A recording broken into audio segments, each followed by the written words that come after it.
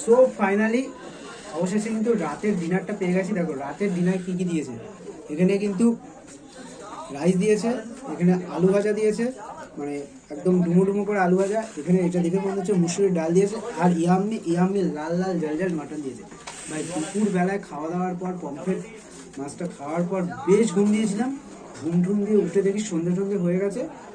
Barbecue করলো, তারপরে পকোড়া দিল, চা দিল, সেই সমস্ত আইটেমগুলো খেলাম, কিন্তু খুব অল্প পরিমাণে খেয়েছি। কারণ কি রাতের ডিনারে এইরকম লাল লাল ঝালঝাল মাটন, আর তোমরা তো জানো লাল লাল ঝালঝাল মাটনটা আমার কতটা ফেভারিট। এটা দিয়ে ডাল দিয়ে অল্প পরিমাণে খাবো, এটা দিয়ে সম্পূর্ণ ভাতটা খাবো।